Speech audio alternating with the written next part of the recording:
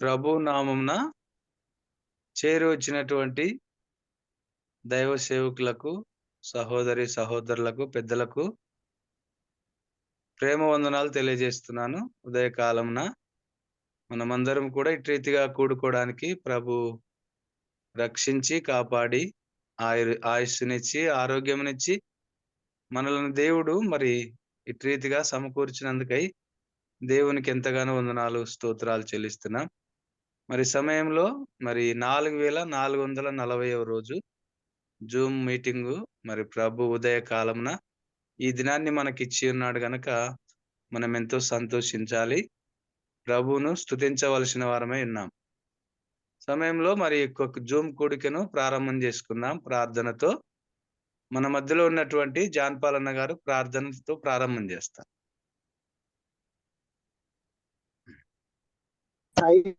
ఇక్కడ ఇవ్వండి అన్న, జర్నీలో ఉన్నాను. సరే అండి. ఓకే. ప్రభదాస్ అన్న గారు చేస్తారు ప్రారంభ ప్రార్థన. ప్రార్థన చేసుకుందా చక్కటి సమయాన్ని అనుగ్రహించండి. నడిపిస్తున్న నీ దాసులు తండ్రి, మరి యేసేపును బట్టి, నీ దాసుల పరీక్షను బట్టి గణపరుస్తున్నాం. చక్కటి సమయాన్ని జ్ఞానమునిచ్చి చక్కగా నడిపించడానికి కృప చూపండి. దైరుడా, పాటల ద్వారా, ప్రార్థన ద్వారా మిమ్మల్ని మీరు మయపరుచుకోండి. వాక్యం అందించి దాసుని కూడా మీరు జ్ఞాపకం చేసుకోమని వేడుకుంటున్నాం.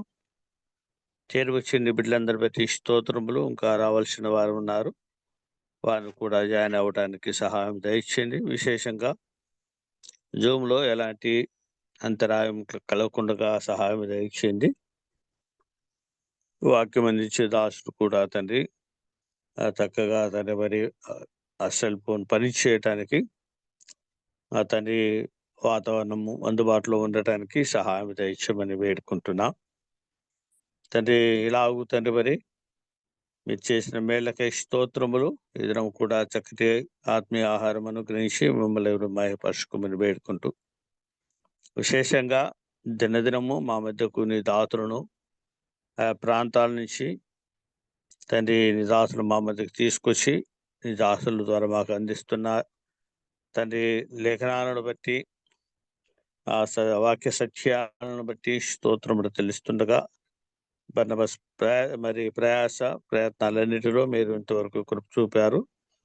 ముందు కూడా నీ దాసునికి నీ ఆత్మ సహాయం అనుగ్రహించండి. ఇంకా తండ్రి మరి అనేకులు జీవంలో చేరడానికి కూడా సహాయం దయచేయమని, అనారోగ్య స్థితిలో ఉన్న వారిని జ్ఞాపకం చేసుకోమని, ముందున్న సమయాన్ని నీ కరుణాస్తంలకు కృప చూపమని, మా విమోచకుడు, మా రక్షకుడు, మా ప్రభు నీ ప్రియకుమారుడు యేసుక్రీస్తు నామమున ప్రార్థించి అడిగి వేడుకుంటున్నాం మా పరమ తండ్రి. ఆమేన్. ప్రార్థించినటువంటి ప్రభుదాస్ అన్న గారికి ప్రభునామనందనాలు తెలియజేస్తున్నాను. పెద్దలు ప్రభుదాస్ అన్న గారికి ప్రభునామనందనాలు తెలియజేస్తున్నాను. మరి సమయంలో కీర్తన పాడుదాం. మరి మన మధ్యలో ఉన్నటువంటి ఎస్ఎల్ గుడిపాడు నుండి జి తిమోతన్న గారు మన మధ్యలో ఉన్నారు. వారు పాట వినిపించాలని, ప్రభు మహిమపరచాలని ప్రభు పేరిట మనవి చేస్తూ అన్నగారికి పాటకు సమయం ఇస్తున్నాం. వందనాలన్నా. వందనాలన్నా. దేవునికి స్తోత్రములు. ఈ మార్నింగ్ కాన్ఫరెన్స్ పరిచర్యకు చేరువచ్చిన దేవుని దాసులకు, పెద్దలకు, పరిశుద్ధులకు ప్రభునామమున అందరికీ ప్రేమ వందనాలు తెలియజేస్తూ ఉన్నాను. కీర్తన పాడి ప్రభువుని స్తుతిద్దాం. జగముల నీలే శ్రీయేసమా రక్షణ ప్రాకారమా మా అనుదిన జీవాహారమా. జగముల నీలే శ్రీయేసమా రక్షణ ప్రాకారమా మా నుదిన జీవాహారమా. జగముల నేలే వేల్పులలోన నీ వంటి దేవుడు ఎవరున్నారు ప్రభు. వేల్పులలోన నీ వంటి దేవుడు ఎవరున్నారు ప్రభు? పూజులలోన పూజారుడవు, పూజులలోన పూజారుడవు, నీవే మా ప్రభువా, నీవే మా ప్రభువా, నీవే మా ప్రభువా, నీవే మా ప్రభువా. అడిగినదిచ్చే దాతవు నీవే దేవా, శరణము వేడిన అభయము నొసగే దేవా, అడిగినదిచ్చే దాతవు నీవే దేవా, శరణము వేడిన అభయము నొసగే దేవా. అవధులు లేని నీ ప్రేమను, అవధులు లేని నీ ప్రేమను వర్ణింపచాలనయా, వర్ణింపజాలనయా, వర్ణింపజాలనయా, వర్ణింపజాలనయా. జగముల నేలే శ్రీ యేసమా, రక్షణ ప్రాకారమా, మా అనుదిన జీవాహారమా, జగముల నేలే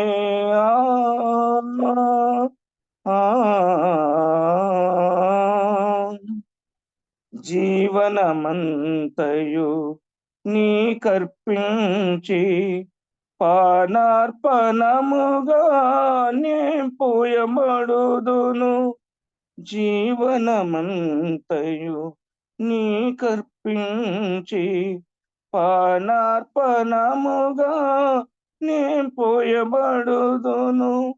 శ్రేష్ఠ ఫలములను ఫలించెదను, శ్రేష్ఠ ఫలములను ఫలించెదను, నీదో సన్నిధిలో, నీదో సన్నిధిలో, నీదో సన్నిధిలో, నీదో సన్నిధిలో. విరిగిన మనసే నీకతి ప్రియము దేవా,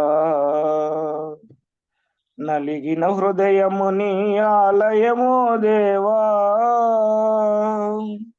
విరిగిన మనసే నీకతి ప్రియము దేవా, నలిగిన హృదయము నీ ఆలయమో దేవా.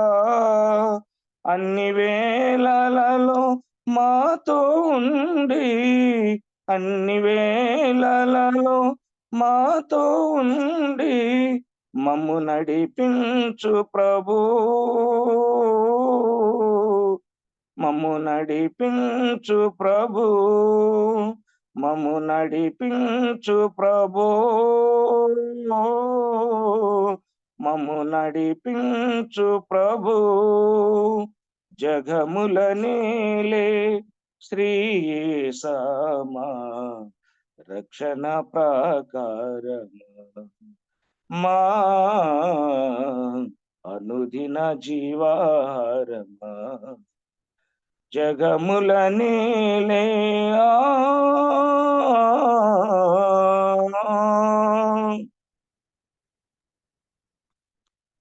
అన్నా వందనాలు. పాడి ప్రభుని మహిమపరిచినటువంటి జీతి ముద్దన్న గారికి ప్రభునామనందనాలు తెలియజేస్తున్నా. మరి సమయంలో వాక్యము విందాం.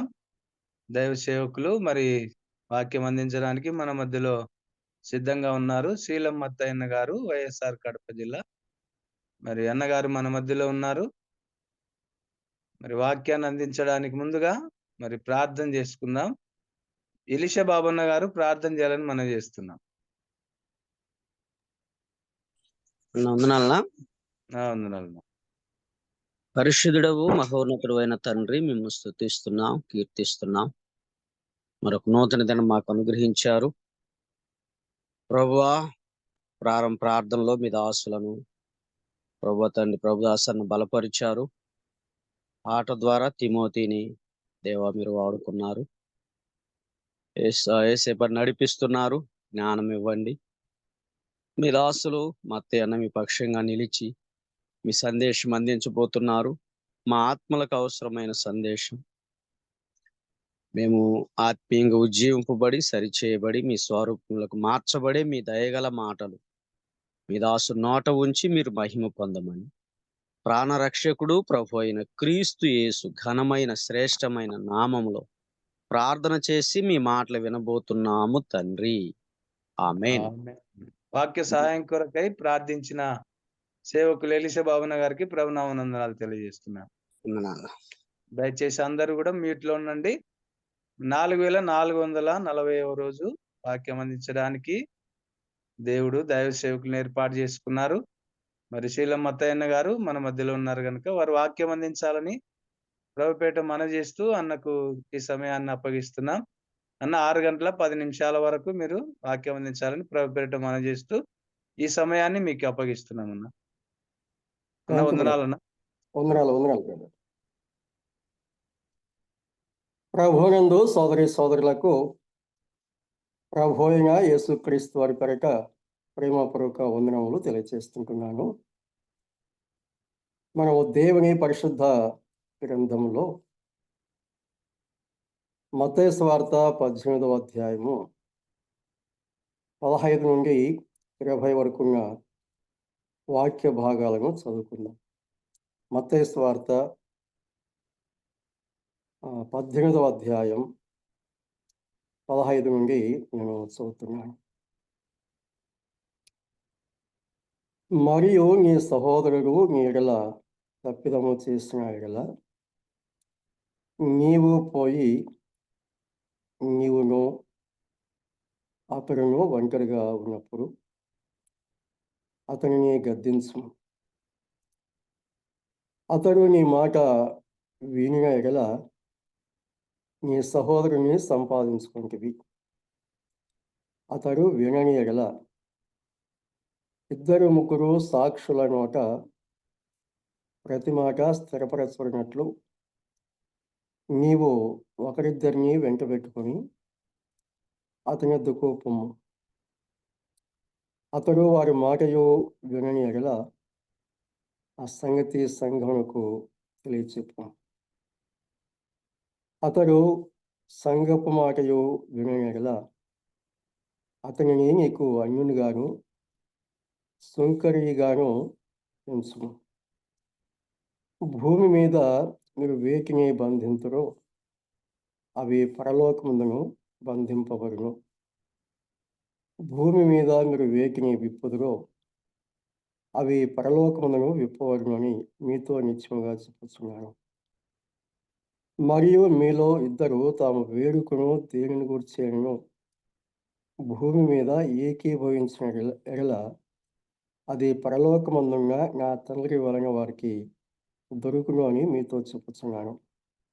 ఏలనగా 2-3 నా నామమున ఎక్కడ కూడి ఉందరో అక్కడ నేను వారి మధ్యన ఉందని చెప్పాను. దేవుడు తన వాక్యమును మనందరి క్షమార్థమై దేవుని యొక్క మహిమార్థమై దీవించి పంచిపెట్టును గాక. ప్రభునందు సోదరి సోదరులారా, ప్రభు అయిన యేసుక్రీస్తు వారు తెలియచేసిన సంగతులు ఈ వాక్య భాగాల్లో మనం చదువుకుంటున్నాం. దేవుని పరిశుద్ధ గ్రంథంలో సంఘం గురించిన అనేక సత్యాలు దేవుడు మనకు తెలియజేస్తున్నాడు. ఈ దినము మనం చదువుకున్న వాక్య భాగము సంఘములో క్రమశిక్షణ అనే అంశానికి చెందినది. అయితే ఇక్కడ గమనించవలసిన మరొక విషయం ఏమిటంటే సంఘంలో ఇద్దరు వ్యక్తుల మధ్య సమస్య వచ్చినప్పుడు ఏ రీతిగా ఆ సమస్య పరిష్కరించబడాలి అనే సంగతులు మనం దేవుని యొక్క వాక్యంలో చూస్తాం. కొరింథీ పత్రికల్లో మనం గమనించినప్పుడు సంఘ క్రమాలు మనం చూస్తాం. 5వ అధ్యాయంలో వారికి ఒక సమస్య ఉన్నది. 6వ అధ్యాయంలో ఒక సమస్య ఉన్నది. మొదటి అధ్యాయంలోనే ఒక సమస్య ఉన్నది. మనము చదువుకున్న వాక్య భావంలో మొదట గమనించినట్లుగా ఇద్దరు వ్యక్తుల మధ్య ఉన్న సమస్య. కొరింథీ పత్రిక మొదటి అధ్యాయంలో ఆ గ్రూపులను గురించినటువంటి సమస్య.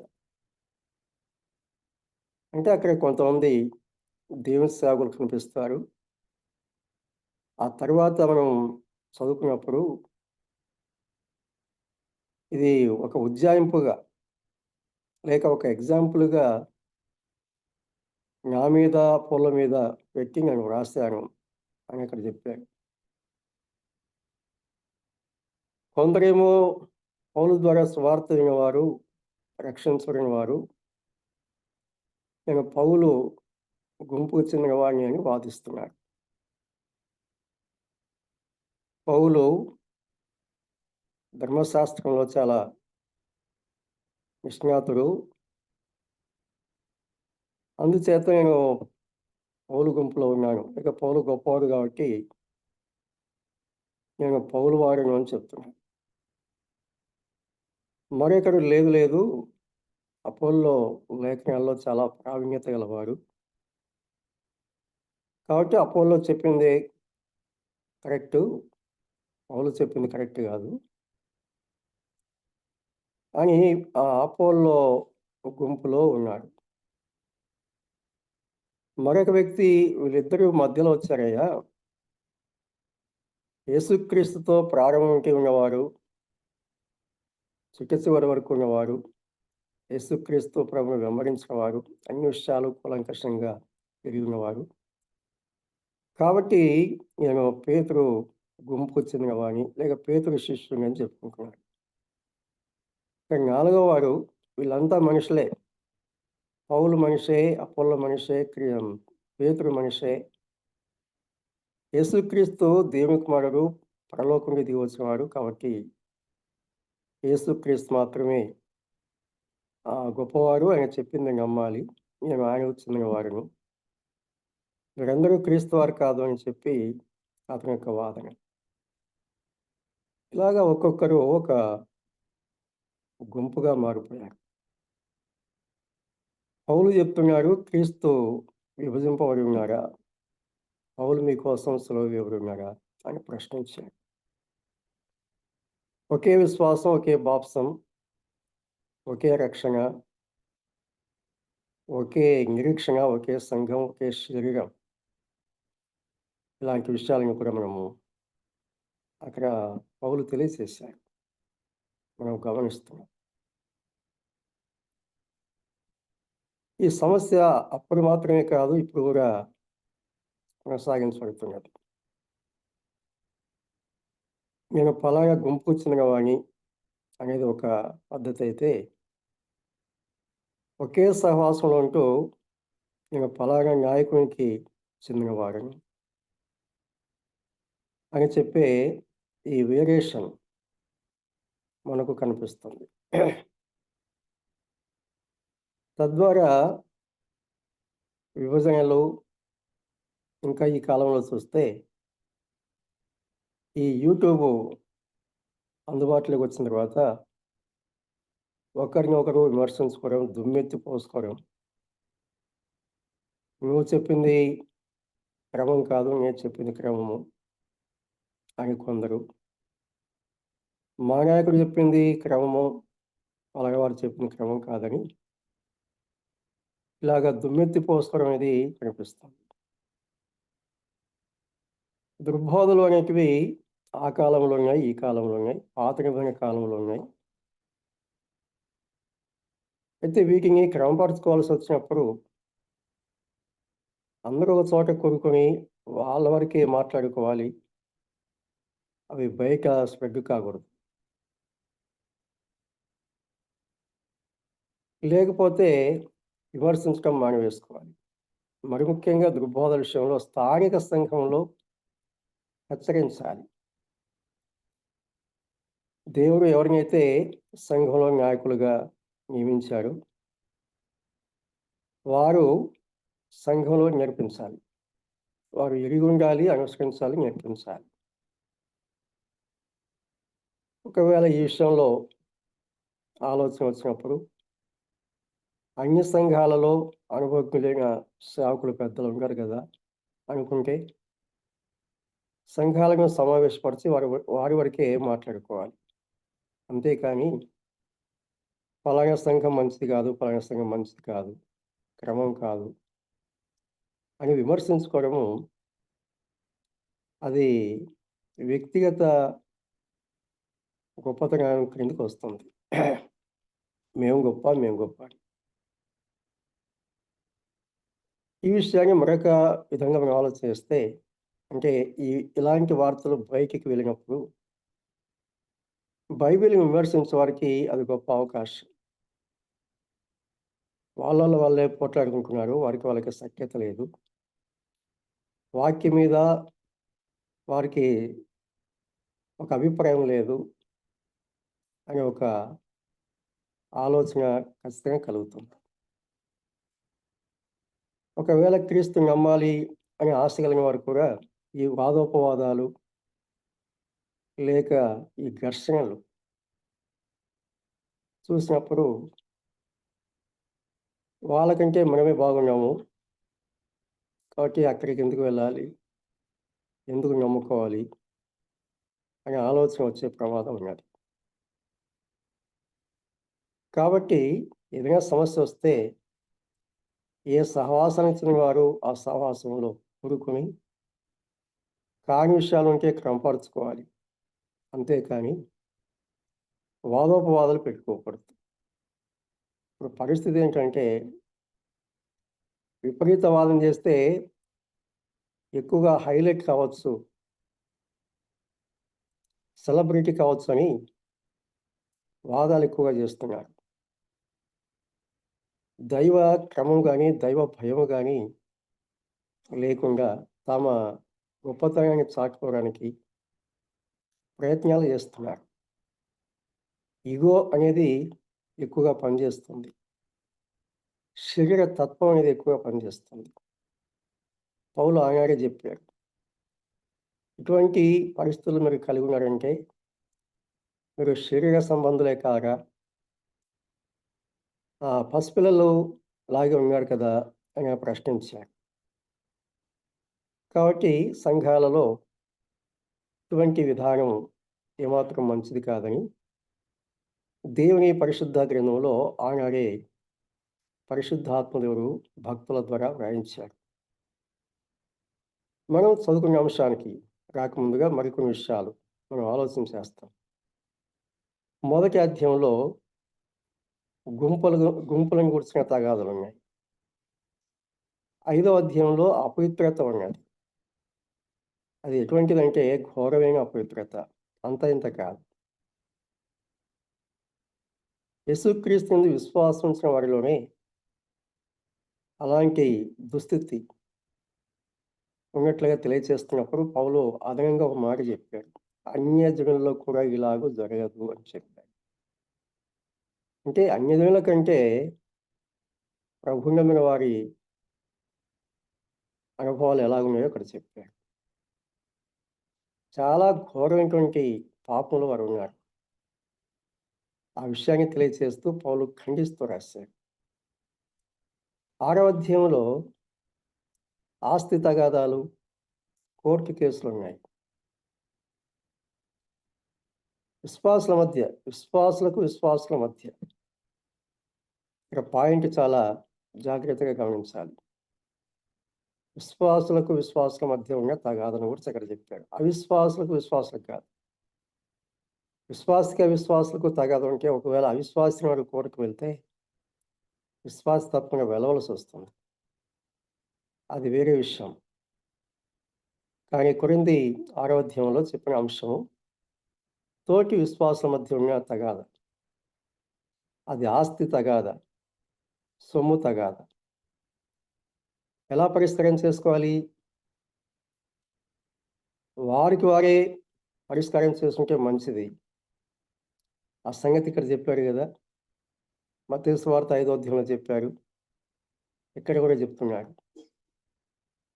మరియు నీ సహోదరుడు నీ ఎడల తప్పిదము చేసిన ఎడలన్నాడు.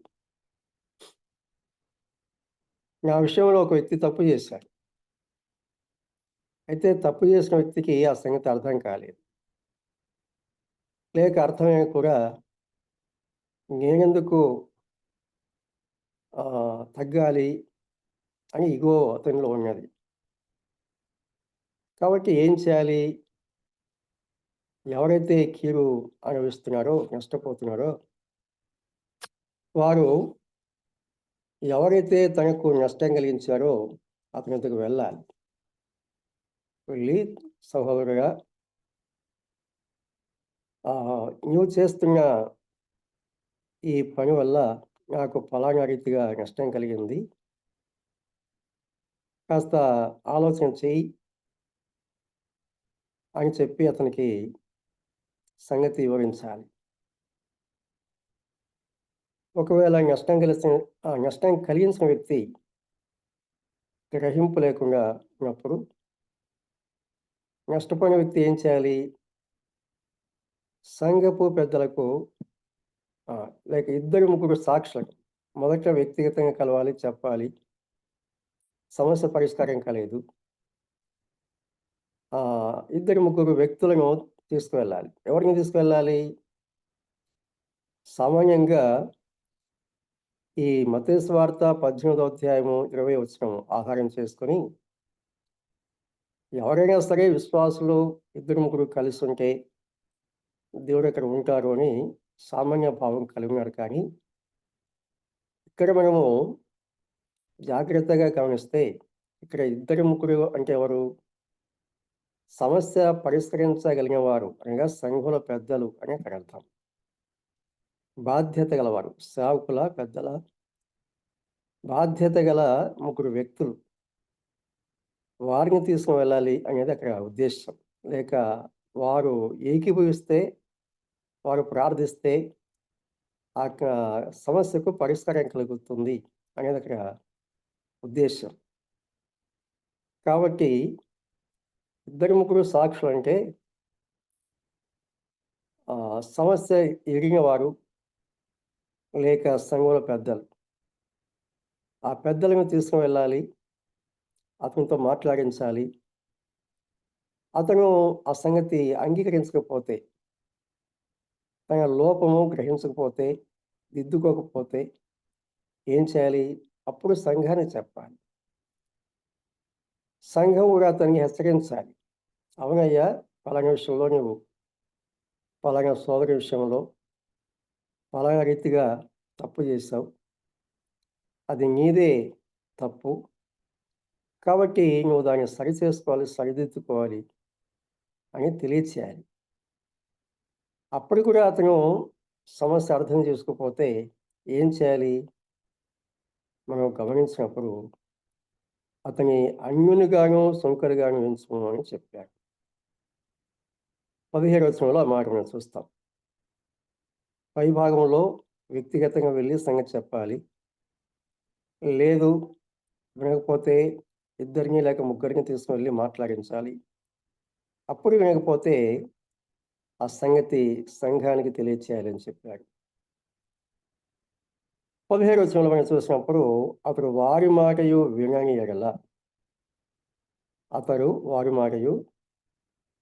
ఎడల ఆ సంగతి సంఘమునకు తెలియచెప్పుము. అతడు సంఘపు మాటయు వినని ఎడల అతనిని నీకు అన్యునిగాను సుంకరుగాను ఎంచుకోమని చెప్పి అన్యునిగా సుంకరుగా చెప్పు. అంటే ఎంచు. అంటే అర్థం ఏమిటి? అతడు అవిశ్వాసి లెక్కలో వేసుకో. అతను విశ్వాసిగా ఎంచవద్దు. ఒక అవిశ్వాసి అనుకొని అతన్ని వదిలిపెట్టు అని చెప్పినట్లుగా ఈ వాక్య భాగంలో మనం చూస్తున్నాం. తర్వాత కొరింథీ పత్రిక 5వ అధ్యాయంలో చూసినప్పుడు అక్కడ అతని విలువేమో చెప్పాడు. కొరింథీ మొదటి పత్రికలో గమనిస్తాం. ఈ నష్టపోయిన వ్యక్తి ఏమో ఆ వ్యక్తిని అన్యునిగా ఎంచాలి. సంఘం ఎలాగూ అతని విషయంలో వ్యవహరించాలి అనే సంగతి గమనించినప్పుడు ఆ దుర్మార్గుని మీలో నుండి వెలివేయుడి అని చెప్పాడు. ఆ దుర్మార్గుని మీలో నుండి వెలివేయండి. మనం ముందుగా గమనించాం కదా, 5వ అధ్యాయంలో ఒక భయంకరమైన పాపం ఉన్నది. పాపం ఉన్నది కానీ ఆ సంఘం అతిశయిస్తున్నది. సంఘమే అంటే చేసిన వ్యక్తి మాత్రమే కాకుండా సంఘం కూడా అతిశయంతో ఉన్నది. ఎందుకు అతిశయం అంటే కలిగి ఉన్న కృపావరాలు బట్టి అతిశయం. మాకు అలాగా వరాలు ఉన్నాయి, అలాగా ఆధిక్యతలు ఉన్నాయి అని చెప్పి వారు గర్విస్తున్నారు. అటువంటి సంగతులు నేటి కాలంలో కూడా ఉంటాయి. కొన్నిసార్లు వర్ణం బట్టి అతిశయం. మేము ఫలానా వర్ణము, లేక ఫలానా ఆధిక్యత. యాకోబులో చెప్పినట్లుగా ధనికులు కావచ్చు, లేకపోతే అధికారాలు కలవారు కావచ్చు. మేము ఫలానా స్థానానికి ఇచ్చినవారు. అది వర్ణమా, లేక ఐశ్వర్యం, లేక ఆధిక్యత లోకపరంగా. మేము ఫలానా కాబట్టి మేము ఫలానా చోట ఉండాలి, ఫలానా స్థానం మాది, మిగిలిన వారు ఫలానా స్థానంలో ఉండాలి అని చెప్పి వ్యత్యాసాలు కొన్ని సంఘాలలో చూసినప్పుడు ఆ సంగతులు చాలా స్పష్టంగా కనిపిస్తాయి. ఒక సంగతి నేను విన్నాను. పెద్ద సంఘమే, 100 మంది కూడి వస్తారు. అయితే మొదటి వరుసలో ఎవరు ఉంటారంటే ఒక వర్గానికి చెందినవారు, ఒక వర్గానికి చెందినవారు. వారు వెనక కూర్చోరు. ఇంకా ఆలస్యంగా వచ్చినా వారికి మొదటి స్థానం. అది ఖాళీగా ఉంటుంది వారు వచ్చేంత వరకు. ఏమిటి విషయం అంటే వాళ్ళు ఫలానా వారు, అది వారికే నియమించబడింది అని వార్తలు. దేవుని సంఘంలో ఈ విధానం ఏమిటి? వాక్యం తెలియని వారు కాదు, వాక్యం ఎరిగిన వారి, అనుభవాలు కలిగిన వారి, బాధ్యతలు కలిగిన వారి. అటువంటి వారే అలాంటి వ్యత్యాసాలు కలిగి ఉంటారు. దేవుని సంఘంలో నీ ఇంటిలో అది నీ ఇష్టం. కానీ మనం ఎక్కడికి కూడా వస్తున్నాం? దేవుని యొక్క సంఘానికి కూడా వస్తున్నాం, దేవుని యొక్క సహవాసానికి కూడా వస్తున్నాం. దేవునికి అందరూ సమమే. నువ్వు మంచి వాక్యోపదేశం చేయవచ్చు, లేక చక్కగా పాడవచ్చు, లేక బాధ్యతలు కలిగి ఉండవచ్చు. కానీ యేసుక్రీస్తు ప్రభువు చెప్పిన సంగతి ఏమిటంటే మీలో గొప్పవారుగా ఉన్నవారు అందరికీ పరిచర్య చేయాలి అని చెప్పాడు. తగ్గించుకోమని చెప్పాడు. వాక్యంలో ఉన్న విషయాలకు ఆచరణలో జరిగే విషయాలకు ఎటువంటి వ్యత్యాసం ఉందో మనం చూడవచ్చు. ఇలాంటి వ్యత్యాసాలు దేవుడు ఆమోదించే సంగతులు కాదని మేము చూస్తాం. ఇటువంటి వ్యత్యాసాలు ఉన్నాయి. పాపం ఉన్నది, వ్యత్యాసాలు ఉన్నాయి, కోర్టు కేసులు ఉన్నాయి. అయిన వారు అతిశయిస్తున్నారు. అందుకే మీరు అతిశయపడటం మంచిది కాదు. పులిసిన పిండి కొంచెంగా ముద్దంతయు పులిచేయబడుతుంది, పులిసిపోతుందని చెప్పి. కాబట్టి ప్రతి అంశమును పౌలు జ్ఞాపం చేస్తూ ఒక పరిష్కార మార్గం తెలియజేస్తూ వచ్చి,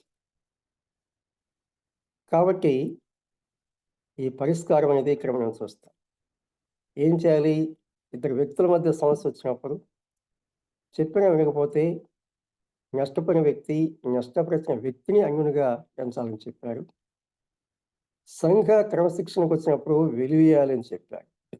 ఆ దుర్మార్గుని మీలో నుండి వెలివేయండి అని చెప్పారు. వెలివేయటం అంటే ఏమిటి? వెలివేయటం అంటే ఏమిటి? కొంతమందికి ఈ సంగతి తెలిసిపోవచ్చు, కొంతమందికి తెలియకపోవచ్చు. వెలివేయటం అంటే ఆ వ్యక్తిని మందిరంలో నుండి వెలివేయక కాదు, దూరం చేయక కాదు. ఆ వ్యక్తి సహాసానికి దూరం అయిపోతే పూర్తిగా లోకంలో కలిసిపోతాడు. అంతేకాకుండా సంఘం గురించి దుష్ప్రచారం చేస్తారు. అంటే ఇరువైపులా నష్టం. వెలివేయబడిన వ్యక్తికి నష్టము, సంఘానికి నష్టం. కాబట్టి వెలివేయకంటే అర్థం ఏంటంటే సంఘానికి అంటే మందిరానికి రాకుండా ఆపివేయటం కాదు. అతనితో సాంగత్యం చేయవద్దు అంటాడు. అతనితో మీరు సాంగత్యం చేయవద్దు. ఇక్కడ మనం గమనించవలసిన విషయాలు ఇంకా ప్రాక్టికల్గా జరిగే విషయాలు ఏంటంటే, ఇద్దరు ముగ్గురు సంఘ పెద్దలైనా తప్పు చేసిన వారి విషయంలో కొందరు ఫేవర్గా ఉంటారు. ఏమి వాళ్ళు చేయలేదా, వీళ్ళు చేయలేదా, దావీదు చేయలేదా, ఇలాగ పలానా వారు చేయలేదా అని తప్పు చేసిన వ్యక్తిని సమర్థించేవారు ఉంటారు. అది కులాన్ని బట్టి కావచ్చు, బంధుత్వాన్ని బట్టి కావచ్చు, లేక ఆ ఇద్దరి వ్యక్తుల మధ్య ఉన్న సంబంధం సహవాసం బట్టి కావచ్చు, లావాదేవీలకు బట్టి కావచ్చు. ఒక సంఘంలో సంఘ పెద్దలు ఒక విశ్వాస ద్వారా అప్పు తీసుకున్నవారు. అప్పు తీసుకున్నారు కాబట్టి వారు ఏం చేసినా వారికి ఒత్తాసు పలికేవారు. ఇతరులకు నష్టం కలిగిస్తున్నా, బాధ కలిగిస్తున్నా, ఎంతో కీడు కలిగిస్తున్నా అప్పు తీసుకున్నాం కాబట్టి వారిని మనం సమర్థించాలని వారి పక్షంగా మాట్లాడేవారు. ఇలాంటి వారు సంఘ పెద్దలుగా ఉంటే సంఘాలు బాగుపడవు. కులాల బట్టి, బంధుత్వాన్ని బట్టి, ఆధిక్యతలు బట్టి, లేక వారు మనకు సొమ్ము అప్పుగా ఇచ్చారు, మన అవసరాల్లో వారు సహాయం చేస్తున్నారు కాబట్టి వారు ఏం చేసినా ఏం మాట్లాడినా వాళ్ళని సమర్థించాలి అనుకుని ఇలాంటి దౌర్భాగ్య మనకి పెద్దలు ఉంటాయి, లేక సేవకులు ఉంటాయి. సంఘాలు ఎప్పుడూ బాగుపడవు. ఒకరిని క్రమశిక్షణ చేయకపోతే మరొకరు అలాగే చేస్తారు. మా స్థానిక సంఘంలోని ఒక వ్యక్తి వాక్య విరుద్ధమైనటువంటి జీవితం జీవించేవాడు. ఆ వ్యక్తిని మేము సంఘానికి రావద్దని చెప్పలేదు. సంగతులు అడిగినప్పుడు అతనే మా మీద విరోధంగా మాట్లాడి అతను వెళ్ళిపోయాడు. అలాంటి పరిస్థితులు జరుగుతుంటాయి. అలాగే మరొక వ్యక్తి కూడా వెళ్ళిపోయాడు. పక్క వారితో కలిసి అంటే సంబంధాలు కలిగి ఉన్నాడు. కలిసినప్పుడు నేను కూడా పలకరిస్తాను. అంటే ఘోరంగా తప్పు చేసిన వ్యక్తిని గురించి కాదు నేను మాట్లాడేది. మరొక వ్యక్తిని గురించి. ఘోరమైన దుష్కార్యం చేసిన వ్యక్తితో నేనెప్పుడు మాట్లాడలేదు. మరొక వ్యక్తిని గురించి సంగతులు.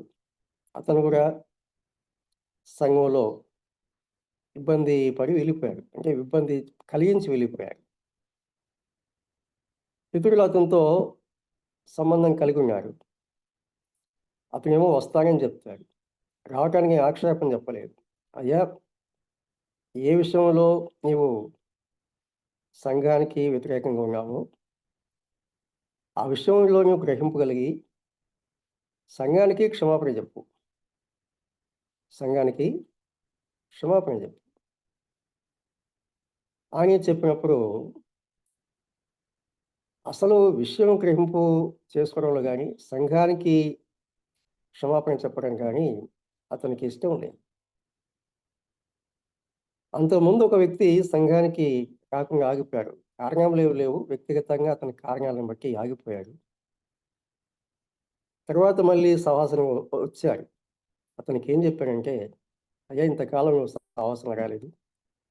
ఎందుకు ఆగిపోయావో ఎవరికి తెలియదు. ఎందుకు వచ్చావో ఎవరికి తెలియదు. కాబట్టి ఎందుకు ఆగిపోయావో చెప్పు అంటే ఆ వ్యక్తి చెప్పాడు. వాస్తవంగా చెప్పాడు. గ్రహింపుతో చెప్పాడు. దుఃఖంతో చెప్పాడు. సంఘం వైపు నుండి నాకు ఎటువంటి సమస్య లేదు. నా వ్యక్తిగత కారణాలు బట్టి నేను ఆగిపోయాను. నా తప్పు అని సంఘంలో కన్నీళ్లు కార్చి చెప్పాడు. ఆ విషయం నేను గుర్తు చేశాను. అలాగా కాలంలో సమయంలో అలాంటి వ్యక్తి ఆగిపోయాడు. వచ్చినప్పుడు మళ్ళీ ఈ విషయం చెప్పాడు. కాబట్టి సంఘానికి దూరం అయిపోయిన వారు ఎందుకు వెళ్ళిపోయారు, ఎందుకు రావాలనుకుంటున్నారు అంశము విశదంగా చెప్పి సంఘంతో సమాధానపడి క్షమాపణ చెప్పి రమ్మంటే క్షమాపణ చెప్పడానికి ఇష్టం లేదు. క్షమాపణ అంటే ఆ తప్పును గ్రహించకుండా సంఘానికి క్షమాపణ చెప్పకుండా మరలా సంఘానికి వస్తే ఏమవుతుంది? ఇంకా 10 మంది తప్పు చేసే అవకాశం ఉంటుంది. అతను వెళ్ళిపోయారు, అతను ఘర్షణ పడినాడు, వెళ్ళిపోయారు, మళ్ళీ వచ్చాడు అంటే మనం కూడా ఇలా చేయవచ్చు అని ఒక అవకాశంగా తీసుకుంటారు. బాధ్యతగా పనిచేసే విషయంలో ఎవరైనా ఎప్పుడైనా ఏ రీతిగా అయినా తిరుగుబాటు చేస్తారు. అలా జరిగితే ఏమవుతుంది? సంఘం నష్టపోతుంది. ఎప్పుడు సమస్యలు, వివాదాలు, ఘర్షణలు ఉంటే సంఘానికి వచ్చేవారికి నెమ్మది ఉండదు. ఒక సంఘంలో ఇలాగే ఘర్షణ జరుగుతుంటే ఒక వ్యక్తి అన్నాడు. అతనికి ఎక్కువ లోతుగా వాక్యం తెలియదు, కానీ ఒక మాట అన్నాడు. మా గ్రామాల్లో నెమ్మది లేక పార్టీలతో కక్షలతో మేము అనేక సమస్యలు ఎదుర్కొని నెమ్మది లేక మందిరాలకు వస్తే మందిరాల్లో కూడా ఇలాంటి కలహాలు, కక్షలు, పోట్లాటలు ఉంటే మేము ఎందుకు మందిరానికి రావాలని అడిగాడు. మంచి విషయమే, తప్పు కాదు. సహవాసంకి వస్తున్నారంటే ఎందుకు వస్తున్నారు? ప్రశాంతంగా ఉండాలని, దేవునితో సంబంధం కలిగి ఉండాలని, దేవుని యొక్క సహవాసంలో ఆశీర్వాదం చూడాలని, నెమ్మదిగా జీవించాలని వస్తారు. సంఘాలు కూడా లోకం కంటే భయంకరమైనటువంటి ఘర్షణలు ఉంటే, పోట్లాటలు ఉంటే సంఘానికి వచ్చేవారు ఎలా వస్తారు? కష్టం అవుతుంది. కాబట్టి సంఘంలో సమస్యలు వస్తే ఆలస్యం చేయకుండా పరిశీలించుకోవాలని వాక్యం చెప్తుంది. సరే, తప్పు చేసిన వాడిని ఏ రీతిగా క్రమశిక్షణ చేయాలో మనం గమనిస్తున్నాం. వ్యక్తిగతంగా అయితే అతన్ని అన్యునిగా, సుంకరగా ఎంచాలని చెప్పారు. సంఘం అయితే అలాంటి వ్యక్తిని వెలివేయాలని చెప్పారు. అయితే ఈ వెలివేత అనేది ఎలాగుండాలో కూడా దేవుని యొక్క వాక్యంలో మనం చూస్తున్నాం. తెస్సలోనిక 2వ పత్రిక 3వ అధ్యాయంలో ఉన్నటువంటి సంగతులను గమనిస్తాం. తెస్సలోనిక 2వ పత్రిక 3వ అధ్యాయంలో 15లో ఒక మాట చెప్పాడు. 14, 15లో ఆ మాట నేను గమనిస్తాను.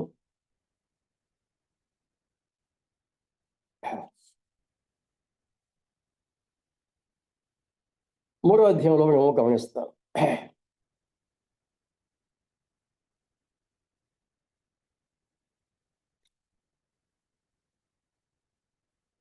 14 మొదట చదువుతాను.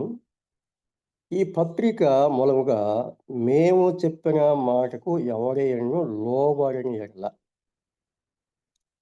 ఈ పత్రిక మూలముగా మేము చెప్పిన మాటకు ఎవరైనను లోబడని ఎడల అతనిని కనిపెట్టి అతడు సిగ్గుపడు నిమిత్తము అతనితో సాంగత్యము చేయకుడి. అతనితో సాంగత్యం చేయవద్దు. ఎందుకు అలా చేయాలంటే, అతను చేసిన తప్పు అతనికి అర్థం కావాలి, అతనిలో పరివర్తన రావాలి. కాబట్టి ఏ విశ్వాసి అతనితో మాట్లాడకూడదు, ఏ సంఘ పెద్ద అతనితో మాట్లాడకూడదు. ఒకవేళ విశ్వాసులైన వారు తెలిసి తెలియక ఒకవేళ మాట్లాడితే, సంఘంలో బాధ్యత గలవారు, సంఘ పెద్దలు, సేవకుడు, క్రమశిక్షణ చేసేవారు అతనితో మాట్లాడకూడదు, అతనికి ఏ పరిచర్య అప్పగించకూడదు, ఏ పరిచర్య అతడు చేయకూడదు. జరిగిన ఒక సంగతి మీకు జ్ఞాపం చేస్తా. మైకేల్ బ్రౌన్ గారు చెప్పారు, ఒక సంఘంలో సంఘ పెద్ద కుమారుడు తప్పు చేశాడు. ఎవరు చేశారు? సంఘ పెద్ద చేయలేదు, తప్పు చేయలేదు. సంఘ పెద్ద కుమారుడు తప్పు చేశాడు. ఆ విషయమును సంఘములో ఉన్నటువంటి మిగిలిన పెద్దలు ఆ సంఘ పెద్దకు తెలియచేశారు. అంటే సంఘ పెద్ద కుమారుడు కూడా విశ్వాసే, అవిశ్వాసుల గురించి కాదు, విశ్వాసుల గురించి. సంఘ పెద్ద కుమారుడు విశ్వాసి తప్పు చేశాడు. ఆ విషయం సంఘ పెద్దలు తెలియచేశారు తనకి. సంఘంలో తప్పు చేసిన వ్యక్తి కూడా ఉన్నాడు. సంఘ పెద్దలంతా కలిసి మాట్లాడి ఆ వ్యక్తిని వెలివేశారు. అంటే మందిరానికి, సహవాసానికి దూరం కావాలని కాదు, అది వరకు చేస్తున్న పరిచర్య, పాటలు పాడేవాడా లేక ఇతర పరిచర్య చేసేవాడా, ఏ పరిచర్య చేస్తున్నారో ఆ పరిచర్యలో పాలు పొందకుండా మానిపించారు.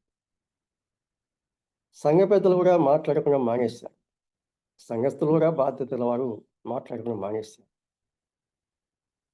ఇంటిలో ఆ సంఘ పెద్ద ఆ కుమారుని విషయంలో ఏం చేశారంటే, అది వరకు సాధారణంగా కుటుంబ కోరిక కలిగి ఉండేవారు, అందరూ కలిసి భోంచేసేవారు.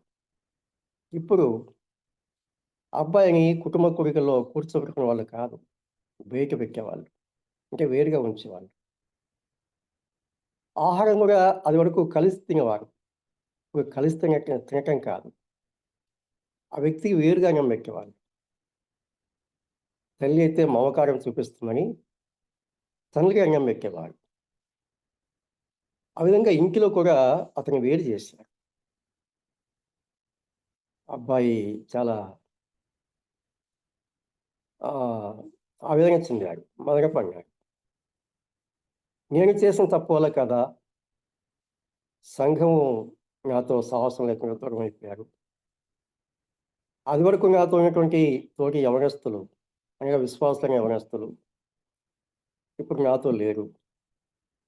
సంఘంలో పెద్దలు నాతో మాట్లాడలేదు. సరే, నా స్వంత తండ్రి నాతో మాట్లాడలేదు. కుటుంబ కోరికల్లో నన్ను చేర్చుకోలేదు, భోజనపు బలయుద్ధ చేర్చుకోలేదు అనే వ్యక్తి తన తప్పు తాను తెలుసుకొని పశ్చాత్తాపడి తన తప్పు ఒప్పుకున్నాడు. ఇది వాస్తవంగా జరిగినటువంటి విషయం. ఒక కన్య తండ్రి ఇలాంటి సాహసం చేయాలంటే చాలా గొప్ప విషయమే. ఒకవేళ సంఘం అంటే అతన్ని వెలివేశారు, సంఘం అయితే అతను దూరం పెట్టింది, ఆయన స్వంత తండ్రి అలా చేయాలంటే సాధ్యపడే విషయం కాదు. ఆ తండ్రి యొక్క వేదన, ఆ తండ్రి యొక్క భక్తి జీవితం, దైవ భయం అతనిలో ఉన్నది కాబట్టి అలా చేశారు. అలా చేయడం వల్ల ఏం జరిగింది? ఆ యవనస్తుడు మార్పు చెందాడు. తప్పు తెలుసుకున్నాడు, తప్పు ఒప్పుకున్నాడు, క్షమాపణ చెప్పాడు, తిరిగి సంఘం చేర్చుకున్నాడు. ఇది క్రమశిక్ష యొక్క విధానం. కొన్నిసార్లు పెద్దలు క్రమశిక్షణ చేసిన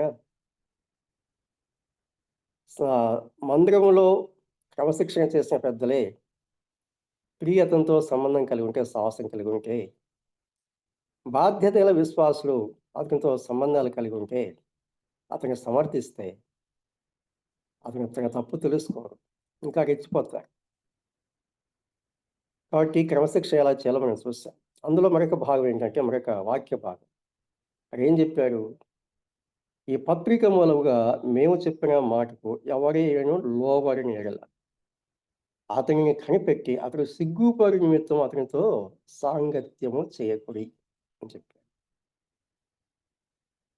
అతడు సిగ్గుపడి నిమిత్తము అతనితో సాంగత్యం చేయవద్దు. అందుకతో ముగింపు చేయలేదు. ఆ తర్వాత ఏం చెప్పారు? 15లో అయినను అతనిని శత్రువుగా భావింపక, అతనిని శత్రువుగా భావింపక సహోదరునిగా భావించి బుద్ధి చెప్పుడు అని చెప్పి. శత్రువు కాదు, ఎవరెతడు? సహోదరుడే. కాబట్టి శత్రుత్వం అనేది ఉండకూడదు. క్రమశిక్షణ చేసే విషయం కూడా విరోధ భావంతో కాదు, శత్రుత్వంతో కాదు. మీరేమి చేసినా ప్రేమతో చేయండి అని చెప్పారు. ఎలా చేయాలి? ప్రేమతో, దైవ సంబంధమైన ప్రేమతో చేయాలి. ఇక్కడ మరొక ముఖ్యమైన మాట గమనించాలి. సరే, తర్వాత మనం జ్ఞాపకం చేసుకో. శత్రువుగా భావించక బుద్ధి చెప్పమని చెప్పారు. అతను పశ్చాత్తాప పరిస్థితి వచ్చినప్పుడు ఏ రీతిగా చేర్చుకోవాలి?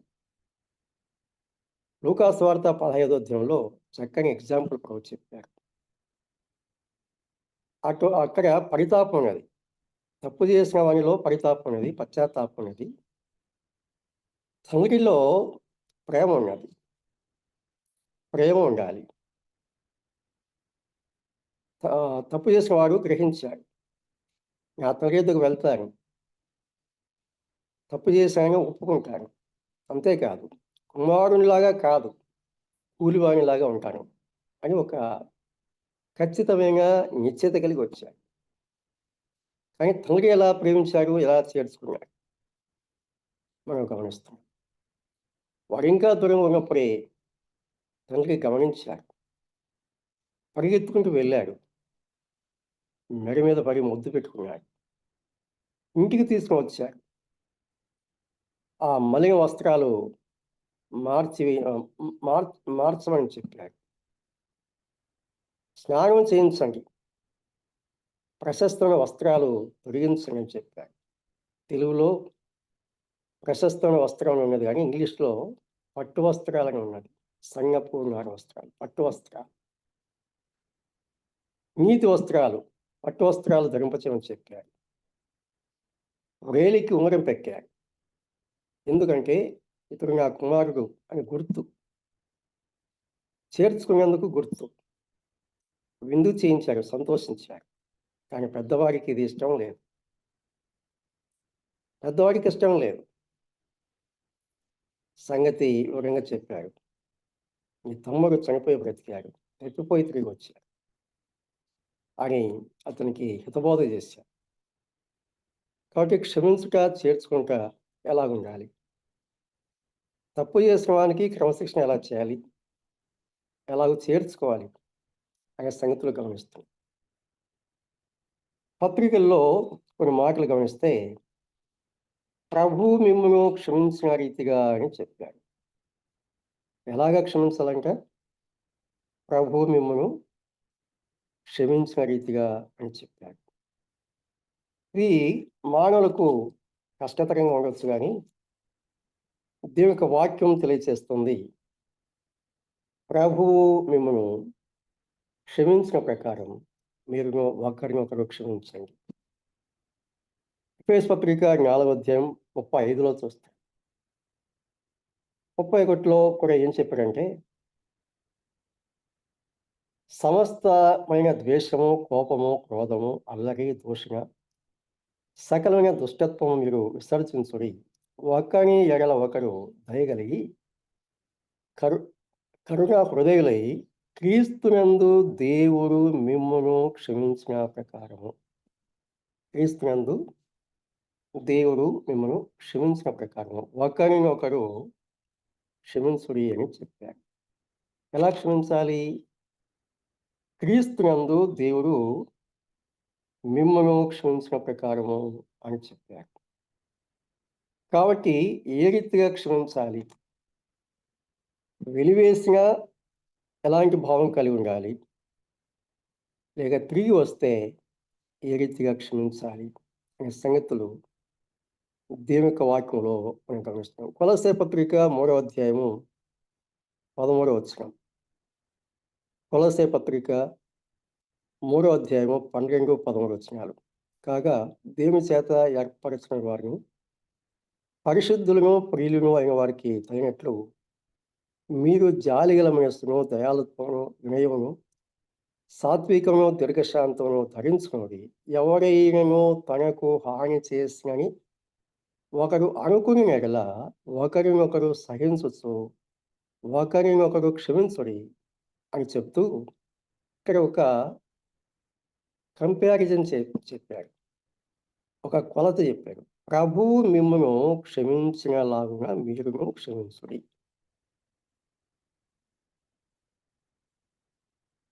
ఏ కొలత ఇచ్చారు? ప్రభువు మిమ్మును క్షమించిన రీతిగా చెప్పారు. ప్రభు ఎలా క్షమించారు? ఇక వారి పాపములను ఎన్నడూ జ్ఞాపకం చేసుకున్నారు అని చెప్పారు. ఇక వారి పాపములను ఎన్నడూ జ్ఞాపకం చేసుకున్నారు. మనిషిని చూస్తానే మళ్ళీ గుర్తు చేసుకోవడం, లేకపోతే సమయం వచ్చినప్పుడు మళ్ళీ ప్రతికారించడం కాదు. ప్రభు ఎలా క్షమించారు, మనం కూడా తప్పు చేసిన వ్యక్తిని అలా ఆ రీతిగా క్షమించాలి, ప్రేమించాలి, చేర్చుకోవాలి అనే సంగతులు దేవుని యొక్క వాక్యంలో గమనిస్తాం. అనేక వాక్య భాగాలు ఉన్నవి. సమయాన్ని బట్టి నేను ముగిస్తున్నాను. సంఘంలో ఒక విశ్వాసి వాక్యానికి విరుద్ధంగా, అది వ్యక్తిగతంగా కావచ్చు, సంఘానికి కావచ్చు, ఒక వ్యక్తి తప్పు చేస్తే ఏ రీతిగా సరిచేయబడాలి, సరిదిద్దుకోకపోతే ఏ రీతిగా వెలివేయాలి, తప్పు తెలుసుకొని తిరిగి వస్తే ఏ రీతిగా క్షమించాలి, చేర్చుకోవాలి అనే విషయాలు దేవుని పరిశుద్ధ గ్రంథంలోని మనం గమనిస్తున్నాం. ఇక్కడ ఒక విషయాన్ని మనం గమనించి ముగింపు చేసుకోవాలి. ఇక్కడ కాల పరిమితి అనేది లేదు. మనం గమనించాలి, కాల పరిమితి లేదు. సంవత్సరం తర్వాత చేర్చుకుంటాము, 2 ఏళ్ళ తర్వాత చేర్చుకుంటాము. సంవత్సరం తర్వాత పరివర్తన లేకపోతే చేర్చుకుంటావా? ఒకవేళ కాల పరిమితి పెడితే ఆ వ్యక్తి ఏం అడుగుతారు, లేకపోతే సంఘమైనా ఏం మాట్లాడుతుంది? ఆ రోజుల్లో కాలపరిమితి పెట్టారు, కాలపరిమితి అయిపోయింది కాబట్టి అతన్ని చేర్చుకోవాలి, అప్పుడు ఏ స్థానంలో ఉన్నాడో ఆ స్థానం ఇవ్వాలి అని ప్రశ్నిస్తే ఏం సమాధానం చెప్పాలి? తప్పు తెలుసుకోలేదు, పరివర్తన లేదు, క్షమాపణ చెప్పలేదు, కాలపరిమితి అయిపోయింది, అతను తిరిగి వస్తాడు. అప్పుడు ఏం చేయాలి? మళ్ళా కాలపరిమితి విధిస్తారా? అది సాధ్యమవుతుందా? కాదు. అతడు వారానికో, 10 రోజులకో, నెలకో తప్పు తెలుసుకున్నాడు, పశ్చాత్తాపడ్డాడు. మీరు 2 ఏళ్ళు కాలపరిమితి విధించారు, అంతవరకు అతడు ఆగి ఉండాలిగా? అది సాధ్యమవుతుందా? అలాగే వాక్యంలో లేదు కదా. కాబట్టి తప్పు చేసేవాడిని చేర్చుకునే విషయంలో కాల పరిమితి ఎక్కడ లేదు. అంశం ఏంటంటే తప్పు చేసేవాడు తప్పు తెలుసుకోవాలి, పశ్చాత్తాపడాలి, సంఘానికి క్షమాపణ చెప్పాలి. ఎవరికి విరోధంగా తప్పు చేశారో వారికి క్షమాపణ చెప్పాలి. సంఘము చేర్చుకోవాలి. నష్టం అనుభవించిన వ్యక్తి క్షమించాలి, చేర్చుకోవాలి. ఇది దీని యొక్క వాక్యంలో ఉన్నటువంటి విషయం. మీకు వచనం చూపించమంటే నేను చూపించాను, కానీ కాల పరిమితి లేదు. అది కూడా లేదు కదా వాక్యంలో. అంశం ఏమిటి? తప్పు చేసిన వ్యక్తి ఎప్పుడైతే తన తప్పు తెలుసుకుంటారో, క్షమాపణ చెప్పుకుంటారో అప్పుడు కలిశారు. లూకా సువార్త 15వ అధ్యాయంలో అదే కదా మనకున్నది. కాబట్టి కాల పరిమితి అంటూ లేదు, ఉండకూడదు. తప్పు చేసిన వారు గ్రహింపు లేకుండా తిరిగి వస్తే ఏం చేస్తారు? కాబట్టి కాల పరిమితి ఉండకూడదు. కాబట్టి ఈ విషయాలు మనము ఇంకా సమగ్రంగా ధ్యానించి, గ్రహించి ఒక క్రమమైనటువంటి రీతిలో క్రమశిక్షణ చేయవలసిన బాధ్యత ఉన్నది. అన్నిటిలో ప్రేమ, దైవికమైన ప్రేమ ఉండాలి. దైవ క్షమాపణ అనేది ముఖ్యం. ప్రేమ, క్షమాపణ అవి లేకుండా వ్యక్తిగతంగా విరోధం పెట్టుకోవడము, లేక మనవాళ్ళు అని చెప్పేసి సమర్థించడము, ఇవి మంచివి కాదని దేవుని యొక్క వాక్యంలో మనం చూస్తున్నాం. కాబట్టి క్రమశిక్షణ అనేది అవసరం. అది ఎలా చేయాలి అనే సంగతులు గమనిస్తూ వచ్చాం. ఈ సంగతులు ఇంతవరకే కాకుండా ఇంకా మనం లోతుగా ధ్యానించాలి. సమగ్రంగా ఒక ఖచ్చితమైనటువంటి విధానం మనం కలిగి ఉండాలి, అవలంబించాలి. అలాగ మనం చేసినప్పుడే సంఘంలో క్రమశిక్షణ ఉంటుంది, దేవునికి మహిమ ఉంటుంది, దేవుని యొక్క నామానికి మహిమ, సంఘానికి క్షమాభివృద్ధి ఉంటుంది. అలాగ చేయడానికి ప్రభుత్వ కృప మనకు సమృద్ధిగా దయచునుగాక. వర్తమానం ముగిస్తున్నాను. ప్రభు పేరిట అందరికీ వందనాలు తెలియజేస్తున్నాను. వాక్యం అందించినటువంటి దేవుని సేవకులు శీలం మత్తయ్య గారికి ప్రభునామనందనాలు తెలియజేస్తున్నాం. వందనాలు బ్రదర్. చివరి ప్రార్థన మరి అంకుల్ గారు, పాలంకుల్ గారు ప్రార్థన చేయాలని మనవి చేస్తున్నాం. పాలంకుల్ గారు చివరి వందనాలు, ప్రార్థన. అందరికీ వందనాలు బ్రదర్. ప్రార్థన చేసుకుందాం.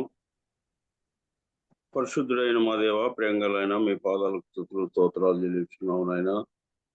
ఈ యొక్క జూమ్ ద్వారా నీ దాసుడు బర్నబాస్ ఏర్పాటు చేసిన ముందు 4440 రోజు అనుదిన ఉదయకాలపు వాక్య ధ్యానాల కొరకు చేరించిన వీళ్ళందరినీ బట్టి స్తోత్రాలు. నడిపిస్తున్న నీ దాసుడు ప్రభువా తండ్రి నాయన, సోదరుని బట్టి నేను యేషబ్ గారిని బట్టి స్తోత్రాలు చెల్లిస్తున్నాం.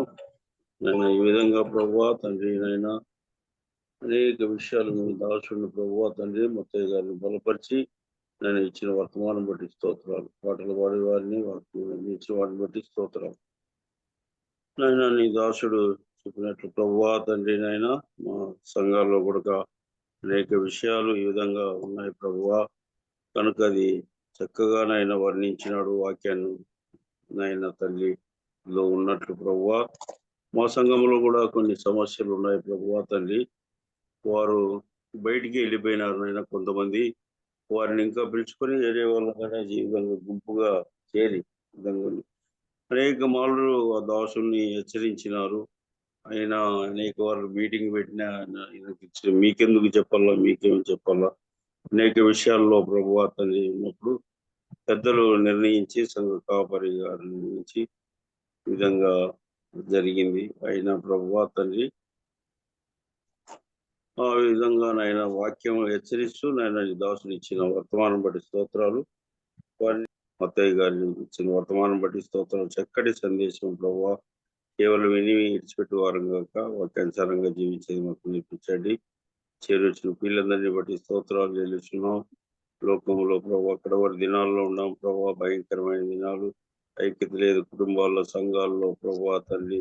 పరిస్థితిలో అనేక విషయాల్లో ప్రభు తండ్రి నాయన సాతాను పెడుతున్న ప్రభు తండ్రి. ఏది ఏమైనా ప్రభు నాయన మమ్మల్ని ప్రేమిస్తున్నారు ప్రభు తండ్రి. తప్పిపోయిన కుమారుడు తను తప్పు తెలుసుకొని నీ కూలివానిలో ఒకనిగా చేర్చుకునమని తండ్రిని ఉన్నప్పుడు తండ్రి ఎంతో ఇష్టపడి ముద్దు పెట్టుకొని ప్రశస్తమైన వస్త్రం వేసి ఇంది చేయించాడు. కనుక ప్రభువా తండ్రి విషయాల్లో ప్రభువా అనేక విషయాలు నీ దాసుని ద్వారా హెచ్చరిక పొందినాం.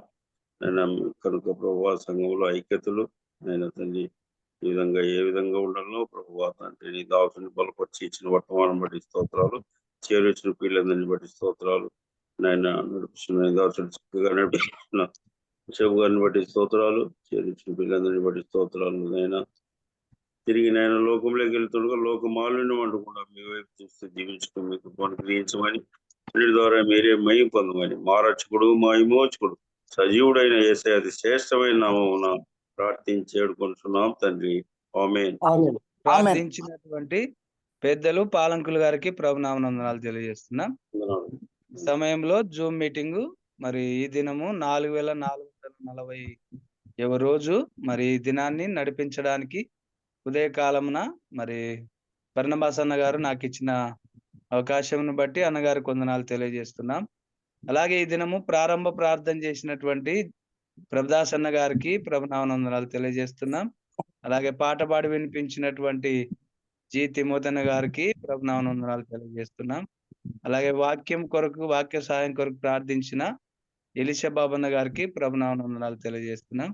చక్కని వర్తమానం సంఘంలో ఉన్న మరి సహోదరులు తప్పిదం చేసినప్పుడు మరి ఎలా క్షమించాలి, మరి సమయం అనేటువంటిది కాకుండా వారిని చేర్చుకొని ప్రభువుని బట్టి క్షమించాలనేటువంటి సంగతులు మరి అనేక సంగతులు మనం విన్నాం. ఆ యొక్క మాటలు మన హృదయంలో మన సంఘాల్లో ఫలించినట్లుగా ప్రభు సాయం చేయను గాక. వాక్యం అందించిన శీలమ్మత్తయ్య గారికి ప్రభునామనందనాలు తెలియజేస్తున్నాం. అలాగే చివరి ప్రార్థన చేసినటువంటి పాలంకులు గారికి ప్రభునామనందనాలు తెలియజేస్తున్నాం. ఈ సమయాన్ని మరి బర్నబాస్ అన్న గారు తప్పదు.